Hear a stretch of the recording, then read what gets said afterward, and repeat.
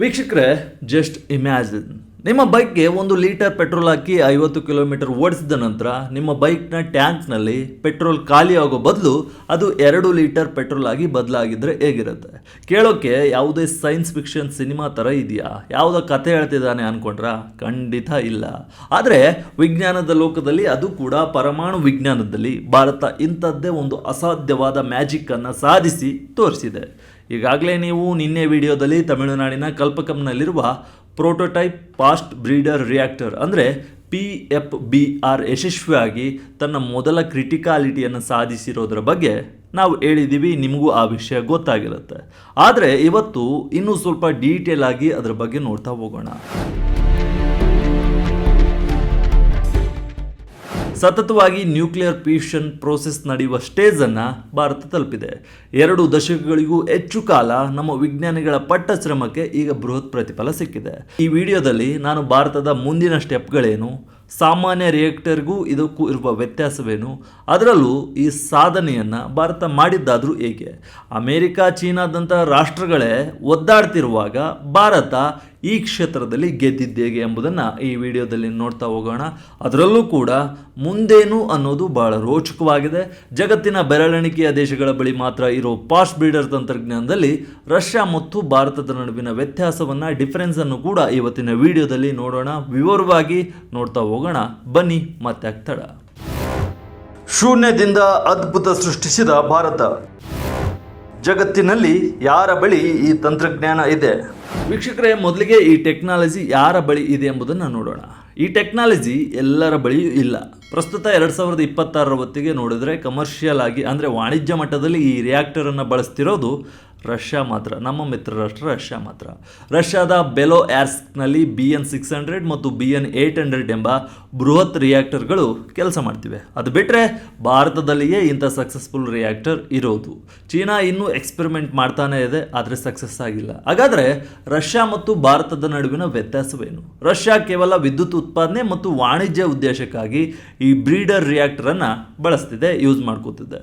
BN800 ಪ್ರಪಂಚದ ಏಕೈಕ commercial breeder reactor ಆಗಿದೆ. ಹೀಗಾಗಿ ಕಮರ್ಷಿಯಲ್ ರೇಸ್ನಲ್ಲಿ ರಷ್ಯಾ ಗೆದ್ದಿದೆ ಅಂತ ನಾವು ಕ್ಲಿಯರ್ ಆಗಿ ಹೇಳ್ಬೋದು. ಆದರೆ ಭಾರತದ ಟಾರ್ಗೆಟ್ ಕೇವಲ ಕರೆಂಟ್ ಉತ್ಪಾದನೆ ಮಾಡೋದಲ್ಲ. ಭಾರತದ ಟಾರ್ಗೆಟ್ ಇರೋದು ತನ್ನ 3 ಸ್ಟೇಜ್ ನ್ಯೂಕ್ಲಿಯರ್ ಪ್ರೋಗ್ರಾಮನ್ನು ಸಕ್ಸಸ್ ಮಾಡೋದ್ರಲ್ಲಿ. ಕಲ್ಪಕಂನ 500 ಮೆಗಾವ್ಯಾಟ್ PFBR ಕೇವಲ ಒಂದು ರಿಯಾಕ್ಟರ್ ಅಲ್ಲ, ಇದು ಭಾರತದ ಭವಿಷ್ಯದ ಥೋರಿಯಂ ರಿಯಾಕ್ಟರ್ಗಳಿಗೆ ಇಂಧನ ಒದಗಿಸುವ ಬುನಾದಿ ಆಗಲಿದೆ. ಆ ನಿಟ್ಟಿನಲ್ಲಿ ನೋಡಿದರೆ ತನ್ನದೇ ಆದ ದೇಶಿ ತಂತ್ರಜ್ಞಾನ ಮತ್ತು ಥೋರಿಯಂ ಬಳಕೆಯ ರೇಸ್ನಲ್ಲಿ ಭಾರತವೇ ನಿಜವಾದ ಚಾಂಪಿಯನ್ ಅಂತ ನಾವು ಕ್ಲಿಯರ್ ಆಗಿ ಘಂಟಾಘೋಷವಾಗಿ ಹೇಳ್ಬೋದು. ಅಮೆರಿಕ, ಚೀನಾ ಸೋತ ಜಾಗದಲ್ಲಿ ಗೆದ್ದಿದ್ದೇಗೆ? ವೀಕ್ಷಕರೇ, ಇಲ್ಲಿ ನಿಮಗೊಂದು ಪ್ರಶ್ನೆ ಕಾಡ್ಬೋದು. ಅಮೆರಿಕ, ಫ್ರಾನ್ಸ್, ಬ್ರಿಟನ್ ಮತ್ತು ಜಪಾನ್ನಂಥ ಬಲಿಷ್ಠ ದೇಶಗಳು ಈ ಫಾಸ್ಟ್ ಬ್ರೀಡರ್ ಪ್ರಾಜೆಕ್ಟ್ಗೆ ಕೈ ಹಾಕಿ ನಂತರ ಅದನ್ನು ಅಲ್ಲೇ ಅರ್ಧಕ್ಕೆ ನಿಲ್ಲಿಸಿ ಆ ರಿಯಾಕ್ಟರ್ಗಳನ್ನೇ ಮುಚ್ಚಿ ಹಾಕಿದಾಗ ಭಾರತ ಮಾತ್ರ ಹೇಗೆ ಇದರಲ್ಲಿ ಸಕ್ಸಸ್ ಆಯಿತು ಅಂತ. ರಿಯಲ್ ವಿಚಾರ ಏನಪ್ಪ ಅಂದರೆ, ಈ ರಿಯಾಕ್ಟರ್ಗಳಲ್ಲಿ ದ್ರವ ರೂಪದ ಸೋಡಿಯಮನ್ನು ನಿಭಾಯಿಸೋದು ಅತ್ಯಂತ ಕಾಂಪ್ಲೆಕ್ಸ್ ಕೆಲಸ. ಹೀಗಾಗಿ ಆ ಬಲಿಷ್ಠ ದೇಶಗಳು ರಿಸ್ಕ್ ಬೇಡ ಅಂತ ಆ ಪ್ರಾಜೆಕ್ಟ್ಗಳನ್ನು ಮೂಲೆ ಗುಂಪು ಮಾಡಿದ್ವು. ಜೊತೆಗೆ ಅವರಿಗೆ ಸಾಮಾನ್ಯ ರಿಯಾಕ್ಟರ್ಗಳಿಗೆ ಬೇಕಾದಷ್ಟು ಯುರೇನಿಯಂ ಸುಲಭವಾಗಿ ಈಸಿಯಾಗಿ ಸಿಗ್ತಿತ್ತು, ಅವೈಲೇಬಲ್ ಇದೆ. ಆದರೆ ಭಾರತದ ಕತೆ ಆಗಿಲ್ಲ. ನಮ್ಮಲ್ಲಿ ಯುರೇನಿಯಂ ಕೊರತೆ ಇದೆ, ಆದರೆ ವಿಶ್ವದಲ್ಲೇ ಅತಿ ಹೆಚ್ಚು ಥೋರಿಯಂ ನಿಕ್ಷೇಪಗಳು ನಮ್ಮಲ್ಲಿವೆ. ಈ ಥೋರಿಯಮನ್ನು ಬಳಸಬೇಕಾದ್ರೆ ನಮಗೆ ಈ ಫಾಸ್ಟ್ ಬ್ರೀಡರ್ ರಿಯಾಕ್ಟರ್ಗಳೆಂಬ ಬ್ರಿಡ್ಜ್ಗಳು ಬೇಕೇ ಬೇಕಿತ್ತು.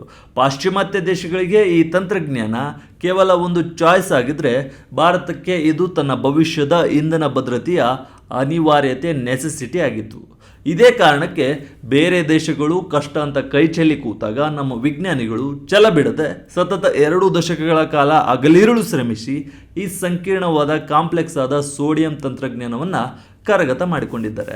ಇವತ್ತು ಅಮೆರಿಕ, ಫ್ರಾನ್ಸ್ನಂತಹ ದೇಶಗಳು ಕೂಡ ನಮ್ಮ ವಿಜ್ಞಾನಿಗಳ ಈ ಡೆಡಿಕೇಶನ್ ಮತ್ತು ಕಲ್ಪಕಂನ ಐತಿಹಾಸಿಕ ಸಕ್ಸಸ್ಸನ್ನು ನೋಡಿ ಬೆರಗಾಗಿವೆ. 20 ವರ್ಷಗಳ ಶ್ರಮಕ್ಕೆ ಸಿಕ್ಕ ಪ್ರತಿಫಲ.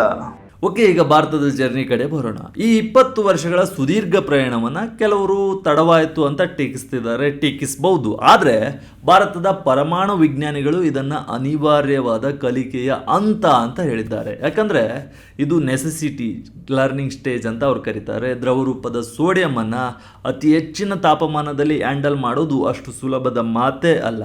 ಸೋಡಿಯಂ ಗಾಳಿ ಅಥವಾ ನೀರಿನ ಸಂಪರ್ಕಕ್ಕೆ ಬಂದರೆ ಸಾಕು, ಅದು ಬೆಂಕಿಯಾಗಿ ದಗದಗನೆ ಉರಿಯುತ್ತೆ.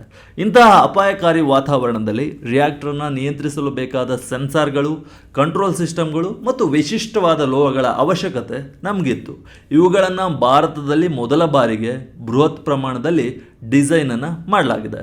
ನಮಗೆ ಬೇರೆ ಯಾವುದೇ ದೇಶಗಳು ಈ ತಾಂತ್ರಿಕ ಡೇಟಾವನ್ನು ನೀಡಿಲ್ಲ, ಟೆಕ್ನಿಕಲ್ ಡೇಟಾವನ್ನು ನೀಡಿಲ್ಲ. ಯಾಕಂದರೆ ಅಂತಹ ಡೇಟಾ ಜಗತ್ತಲ್ಲೇ ಇರಲಿಲ್ಲ. ಹೀಗಾಗಿ ಪ್ರತಿ ಸ್ಟೇಜಲ್ಲೂ ಸ್ವತಃ ಪ್ರಯೋಗಗಳನ್ನು ಮಾಡಿ ದತ್ತಾಂಶಗಳನ್ನು ಸಂಗ್ರಹಿಸಿ ಅದರಿಂದ ಕಲಿತು ಮುಂದುವರಿಯುವ ಅನಿವಾರ್ಯತೆ ನಮಗಿತ್ತು. ಇದು ಕೇವಲ ರಿಯಾಕ್ಟರ್ ನಿರ್ಮಾಣವಾಗಿರಲಿಲ್ಲ, ಇದು ಭಾರತದ ಮಣ್ಣಲ್ಲೇ ಹುಟ್ಟಿದ ಜಗತ್ತಿನ ಬೇರೆಲ್ಲೂ ಸಿಗದ ಅದ್ಭುತ ಟೆಕ್ನಾಲಜಿ ಆಗಿತ್ತು. ಇದನ್ನು ಭಾರತ ಶೂನ್ಯದಿಂದ ಸಾಧಿಸಿ ಇಡೀ ವಿಶ್ವಕ್ಕೆ ತೋರಿಸಿದೆ. ಏನಿದು ಫಾಸ್ಟ್ ಬ್ರೀಡರ್ ರಿಯಾಕ್ಟರ್? ಇಂಧನ ಸುಟ್ಟಷ್ಟು ಹೊಸ ಇಂಧನ ಸೃಷ್ಟಿ. ವೀಕ್ಷಕರೇ, ಈಗ ಮೇನ್ ಮ್ಯಾಟ್ರಿಗೆ ಬರೋಣ, ಇನ್ನೊಂದು ಆಯಾಮಕ್ಕೆ ಬರೋಣ. ಈಗ ಈ ಫಾಸ್ಟ್ ಬ್ರೀಡರ್ ರಿಯಾಕ್ಟರ್ ಅಥವಾ FBR ಅಂದರೆ ಏನು ಅನ್ನೋದನ್ನು ಸಿಂಪಲ್ ಆಗಿ ಅರ್ಥ ಮಾಡ್ಕೊಂಡು ಬಂದ್ಬಿಡೋಣ. ಸಾಮಾನ್ಯ ಪರಮಾಣು ರಿಯಾಕ್ಟರ್ಗಳಲ್ಲಿ ಇಂಧನವನ್ನು ಉರಿಸಿದಾಗ ಅದು ಖಾಲಿ ಆಗುತ್ತೆ ಮತ್ತು ತ್ಯಾಜ್ಯ ಕೂಡ ಉತ್ಪತ್ತಿ ಆಗುತ್ತೆ. ಆದರೆ ಈ ಫಾಸ್ಟ್ ಬ್ರೀಡರ್ ರಿಯಾಕ್ಟರ್ಗಳು ಎಷ್ಟು ಇಂಧನವನ್ನು ಅಂದರೆ ಎಷ್ಟು ಫ್ಯೂಯಲನ್ನು ಬಳಸ್ಕೊಳ್ತಾವೋ ಅದಕ್ಕಿಂತ ಹೆಚ್ಚಿನ ಪ್ರಮಾಣದ ಹೊಸ ಇಂಧನವನ್ನು ತಾವೇ ಸೃಷ್ಟಿ ಮಾಡ್ತವೆ. ಇದು ಕೆಲಸ ಮಾಡೋದು ವೇಗದ ನ್ಯೂಟ್ರಾನ್ಗಳ ಮೂಲಕ, ಅಂದರೆ ಫಾಸ್ಟ್ ನ್ಯೂಟ್ರಾನ್ಸ್ ಮೂಲಕ ಇದು ಕೆಲಸ ಮಾಡುತ್ತೆ. ಇಲ್ಲಿ ವಿಪುಲವಾಗಿ ಸಿಗೋ ಆದರೆ ನೇರವಾಗಿ ಉರಿಯದ ಯುರೇನಿಯಂ 238 ಬಳಸಬಹುದಾದ ಪ್ಲುಟೋನಿಯಂ 239 ಪರಿವರ್ತನೆ ಮಾಡಲಾಗುತ್ತೆ. ಸಾಮಾನ್ಯ ರಿಯಾಕ್ಟರ್ಗಳಲ್ಲಿ ನ್ಯೂಟ್ರಾನ್ಗಳ ಸ್ಪೀಡ್ ಕಡಿಮೆ ಮಾಡಲು ನೀರು ಅಥವಾ ಗ್ರಾಫೈಟ್ನಂತಹ ಮಾಡರೇಟರ್ಗಳನ್ನು ಬಳಸ್ತಾರೆ. ಆದರೆ ಬ್ರೀಡರ್ ರಿಯಾಕ್ಟರ್ಗಳಲ್ಲಿ ಯಾವುದೇ ಮಾಡರೇಟರ್ ಇರಲ್ಲ. ಇಲ್ಲಿ ನ್ಯೂಟ್ರಾನ್ಗಳು ಬಹಳ ಹೈ ಸ್ಪೀಡ್ನಲ್ಲಿ ಓಡಾಡ್ತಿರ್ತವೆ, ಚಲಿಸ್ತವೆ. ಈ ರಿಯಾಕ್ಟರ್ನ ಮಧ್ಯಭಾಗದಲ್ಲಿ ಪ್ಲೂಟೋನಿಯಂ 239 ಮತ್ತು ಯುರೇನಿಯಂ 235 ಉರಿಯುವ ಫ್ಯೂಯಲನ್ನು ಇಡಲಾಗಿರುತ್ತೆ. ಇದರ ಸುತ್ತಲೂ ಒಂದು ಹೊದಿಕೆಯಂತೆ ಬ್ಲಾಂಕೆಟ್ ರೀತಿ ಯುರೇನಿಯಂ 238 ಇಡಲಾಗುತ್ತೆ.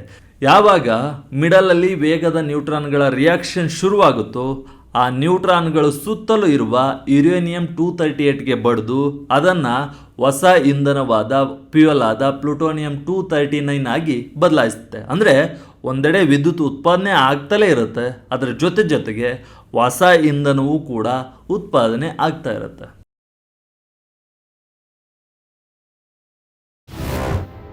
ಸಾಮಾನ್ಯ ರಿಯಾಕ್ಟರ್ಗೂ ಇದಕ್ಕೂ ಏನು ವ್ಯತ್ಯಾಸ? ದ್ರವ ರೂಪದ ಸೋಡಿಯಂ ಬಳಕೆ ಯಾಕೆ? ಇಲ್ಲಿ ನಿಮಗೆ ಒಂದು ಪ್ರಶ್ನೆಯನ್ನು ಮೂಡ್ಬೋದು, ನಿಮಗೆ ಒಂದು ಪ್ರಶ್ನೆ ಬಂದಿರಬಹುದು. ಇಷ್ಟೆಲ್ಲ ನಡೆಯುವಾಗ ರಿಯಾಕ್ಟರ್ ವಿಪರೀತ ಬಿಸಿ ಆಗಲ್ವಾ, ಅದನ್ನು ತಂಪಾಗಿಡೋದು ಹೇಗೆ ಅಂತ. ವೀಕ್ಷಕರೇ, ಸಾಮಾನ್ಯ ಥರ್ಮಲ್ ರಿಯಾಕ್ಟರ್ಗಳಲ್ಲಿ ನೀರನ್ನು ಕೂಲೆಂಟ್ ಆಗಿ ಬಳಸ್ತಾರೆ. ಆದರೆ ಫಾಸ್ಟ್ ಬ್ರೀಡರ್ ರಿಯಾಕ್ಟರ್ಗಳಲ್ಲಿ ನೀರನ್ನು ಬಳಸುವಂತಿಲ್ಲ, ಏಕೆಂದರೆ ನೀರು ನ್ಯೂಟ್ರಾನ್ಗಳ ಸ್ಪೀಡನ್ನು ಕಡಿಮೆ ಮಾಡುತ್ತೆ. ಹೀಗಾಗಿ ಕಲ್ಪಕಮ್ನ ಈ PFBRನಲ್ಲಿ ದ್ರವ ರೂಪದ ಸೋಡಿಯಮನ್ನು ಕೂಲೆಂಟ್ ಆಗಿ ಬಳಸಲಾಗಿದೆ. ಈಗಾಗಲೇ ನಾನು ಇದನ್ನು ಹೇಳಿದ್ದೀನಿ. ಇದು ಶಾಖವನ್ನು ಅತ್ಯಂತ ವೇಗವಾಗಿ ಮತ್ತು ದಕ್ಷವಾಗಿ ವರ್ಗಾಯಿಸುತ್ತೆ. ಥರ್ಮಲ್ ರಿಯಾಕ್ಟರ್ಗಳು ಯುರೇನಿಯಮನ್ನು ಕೇವಲ ಸುಡುತ್ತವೆ ಮತ್ತು ಅತಿ ಹೆಚ್ಚು ದೀರ್ಘಕಾಲ ಉಳಿಯುವ ವಿಕಿರಣಶೀಲ ತ್ಯಾಜ್ಯವನ್ನು ಬಿಡ್ತವೆ. ಆದರೆ ಫಾಸ್ಟ್ ಬ್ರೀಡರ್ ರಿಯಾಕ್ಟರ್ಗಳು ಯುರೇನಿಯಂ ಸಂಪನ್ಮೂಲವನ್ನು ಗರಿಷ್ಠ ಮಟ್ಟದಲ್ಲಿ ಯೂಸ್ ಮಾಡ್ಕೊಳ್ತವೆ. ಅಷ್ಟೇ ಅಲ್ಲ, ಅಪಾಯಕಾರಿ ಪರಮಾಣು ತ್ಯಾಜ್ಯವನ್ನು ಮರಳಿ ಸುಟ್ಟು ತ್ಯಾಜ್ಯದ ಪ್ರಮಾಣವನ್ನು ಗಣನೀಯವಾಗಿ ಕಡಿಮೆ ಮಾಡ್ತವೆ. ಇವುಗಳ ಬ್ರೀಡಿಂಗ್ ರೇಷಿಯೋ 1.0ಗಿಂತ ಹೆಚ್ಚಿರುತ್ತೆ. ಅಂದರೆ ಹಾಕಿದ ಇಂಧನಕ್ಕಿಂತ ಉತ್ಪತ್ತಿಯಾಗುವ ಇಂಧನವೇ ಹೆಚ್ಚು. ಇಷ್ಟೇ ಅಲ್ಲ ವೀಕ್ಷಕರೇ, ಕಲ್ಪಕಮ್ನಲ್ಲಿ ಈ ಸರಣಿ ಸಿರೀಸ್ ಶುರುವಾದ ನಂತರ ಇದೇ ತಂತ್ರಜ್ಞಾನವನ್ನು ಬಳಸಿ ಭವಿಷ್ಯದಲ್ಲಿ 600 ಮೆಗಾವ್ಯಾಟ್ ಸಾಮರ್ಥ್ಯದ ಇನ್ನು ಬೃಹತ್ ರಿಯಾಕ್ಟರ್ಗಳನ್ನು ನಿರ್ಮಿಸುವ ಯೋಜನೆ ಸರ್ಕಾರದ ಮುಂದಿದೆ. ಈ PFBRನಿಂದ ಸಿಗುವ ಸೇಫ್ಟಿ ಮತ್ತು ಆಪರೇಷನಲ್ ಡೇಟಾವನ್ನು ಇಟ್ಕೊಂಡು ಹೈ ಬ್ರೀಡಿಂಗ್ ರೇಷಿಯೋ ಇರುವ ಇನ್ನೂ ಹೆಚ್ಚು ಇಂಧನ ಉತ್ಪಾದಿಸುವ ರಿಯಾಕ್ಟರ್ಗಳನ್ನು ಭಾರತ ನಿರ್ಮಿಸಲಿದೆ. ಹೊಸ ತಾಣಗಳ ಹುಡುಕಾಟದಲ್ಲಿ ಭಾರತ. ಥೋರಿಯಂ ಇಂಧನ ಕನಸಿಗೆ ಮುನ್ನುಡಿ.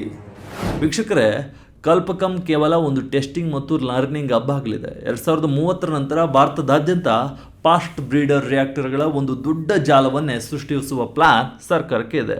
ಸರ್ಕಾರದ ಮೂಲಗಳ ಪ್ರಕಾರ ಕಲ್ಪಕಂನಲ್ಲಿ ರಿಯಾಕ್ಟರ್ಗಳು ಸಕ್ಸಸ್ ಆದ ಬಳಿಕ ದೇಶದ ಬೇರೆ ಬೇರೆ ಕಡೆಗಳಲ್ಲಿ ನಿರ್ದಿಷ್ಟವಾಗಿ ಕರಾವಳಿ ಪ್ರದೇಶಗಳಲ್ಲಿ ಒಟ್ಟು 4 ನ್ಯೂ ಬಿಗ್ FBRಗಳನ್ನು ನಿರ್ಮಿಸಲಾಗುವುದು. ಈ ಸ್ಥಳಗಳು ಯಾವುವು ಅನ್ನೋದು ಭದ್ರತಾ ಕಾರಣಗಳಿಗಾಗಿ ಇನ್ನೂ ಅಧಿಕೃತವಾಗಿ ಘೋಷಣೆ ಮಾಡಿಲ್ಲ, ಮುಂದೆ ಘೋಷಣೆ ಮಾಡ್ತಾರೆ. ಆದರೆ ದೊಡ್ಡ ಪ್ರಮಾಣದ ಕೂಲಿಂಗಾಗಿ ಸಮುದ್ರದ ನೀರು ಬೇಕಾಗಿರೋದ್ರಿಂದ ಮತ್ತು ಹಾಲಿ ಇರುವ ರಿಯಾಕ್ಟರ್ಗಳ ಸಮೀಪದಲ್ಲೇ ಇವು ಬರಲಿವೆ. ಅಷ್ಟಕ್ಕೂ ಇಷ್ಟೊಂದು ಬ್ರೀಡರ್ ರಿಯಾಕ್ಟರ್ಗಳನ್ನು ನಿರ್ಮಿಸಿ ಭಾರತ ಏನು ಸಾಧಿಸಲು ಹೊರಟಿದೆ ಅಂತ ನೀವು ಕೇಳ್ತೀರಿ. ಇದರ ಹಿಂದಿನ ಅಸಲಿ ಕಾರಣ ನಮ್ಮದೇ ಆದ ಥೋರಿಯಂ. ಭಾರತದಲ್ಲಿ ಯುರೇನಿಯಂ ನಿಕ್ಷೇಪಗಳು ತುಂಬ ಕಡಿಮೆ ಇವೆ. ಅದಕ್ಕಾಗಿ ನಾವು ಅದನ್ನು ವಿದೇಶಗಳಿಂದ ಆಮದು ಮಾಡ್ಕೊಳ್ತಿದ್ದೀವಿ. ಆದರೆ ದಕ್ಷಿಣ ಭಾರತದ ಕರಾವಳಿಯ ಮರಳಿನಲ್ಲಿ ಪ್ರಪಂಚದಲ್ಲೇ ಅತಿ ಹೆಚ್ಚು ಥೋರಿಯಂ ನಿಕ್ಷೇಪವಿದೆ. ಆದರೆ ಥೋರಿಯಮ್ಮನ್ನು ನೇರವಾಗಿ ದಹಿಸಲು ಸಾಧ್ಯವಿಲ್ಲ. ಹೀಗಾಗಿ ಈ ಫಾಸ್ಟ್ ಬ್ರೀಡರ್ ರಿಯಾಕ್ಟರ್ಗಳ ಸುತ್ತ ಥೋರಿಯಮ್ಮನ್ನು ಇಟ್ಟು ಅದನ್ನು ಯುರೇನಿಯಂ 233 ಆಗಿ ಕನ್ವರ್ಟ್ ಮಾಡಲಾಗುತ್ತೆ. ಈ ಯುರೇನಿಯಂ 233 ಅನ್ನು ತೆಗೆದುಕೊಂಡು ಹೋಗಿ ನಮ್ಮ 3ನೇ ಹಂತದ ಥೋರಿಯಂ ರಿಯಾಕ್ಟರ್ಗಳಲ್ಲಿ ಹಾಕಿ 100 ವರ್ಷಗಳ ಕಾಲ ಇಡೀ ಭಾರತಕ್ಕೆ ಬೇಕಾಗುವಷ್ಟು ವಿದ್ಯುತ್ತನ್ನು ಉತ್ಪಾದಿಸುವ ಬೃಹತ್ ಕನಸು ಭಾರತದ್ದಾಗಿದೆ. ಇದೇ ರೀತಿ ವಿದ್ಯುತ್ತನ್ನು ಉತ್ಪಾದಿಸಿದರೆ ಸುಮಾರು 400 ವರ್ಷಗಳ ಕಾಲ ಭಾರತಕ್ಕೆ ಕರೆಂಟ್ನ ಕೊರತೆ ಇರಲ್ಲ ಅಂತ ಹೇಳಲಾಗ್ತದೆ.